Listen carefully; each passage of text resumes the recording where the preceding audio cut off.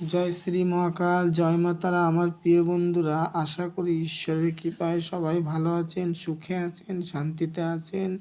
আজকে আমি আপনাদের জন্য একটি মহাশক্তিশালী টোটকা এনেছি।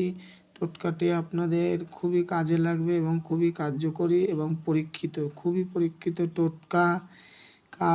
কাজে লাগবে আপনাদের, ঠিক আছে?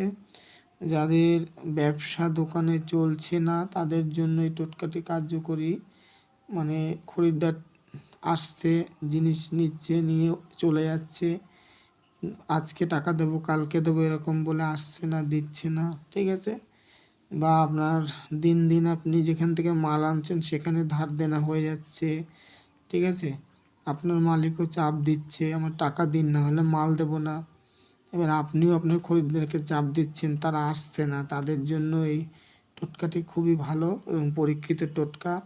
আমি সরাসরি বই থেকে দেখিয়ে দিচ্ছি আপনাদেরকে, নিজের চোখে দেখে নিন, কাজটা করুন, অবশ্যই কাজে লাগবে, ঠিক আছে? অনেকেই করেছে, কাজ হয়েছে, আমার জানাশোনা লোককেও দিয়েছিলাম, ঠিক আছে? এই দেখুন, এই দেখুন আমার এই আঙ্গুলটার দিকে দেখুন, নিজের খাবার থেকে, মানে আপনার নিজের খাবার থেকে কিছু খাবার ভোজনের পর মানে খাবার পর, হ্যাঁ, ভোজনের পর রেখে দিতে হবে এবং জন্তু জানোয়ারকে খাওয়াতে হবে। এতে ব্যবসায় শ্রীবৃদ্ধি ঘটে, সুখ সমৃদ্ধি হয় এবং সংসারে শান্তি বিরাজ করে, ঠিক আছে? মানে টাকা পয়সা হলে তো শান্তি এমনি হয়, সংসারে শান্তি হবে, সব দিকেই শান্তি, ঠিক আছে? সবাই সম্মানও দেবে। তো এটা করে দেখুন, অবশ্যই কাজে লাগবে, ফল পাবেন।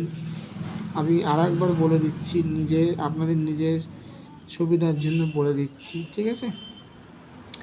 দেখুন, নিজের খাবার থেকে কিছু খাবার ভোজনের পর রেখে দিতে হবে, এই যে হবে, এবং জন্তু জানোয়ারকে খাওয়াতে হয়।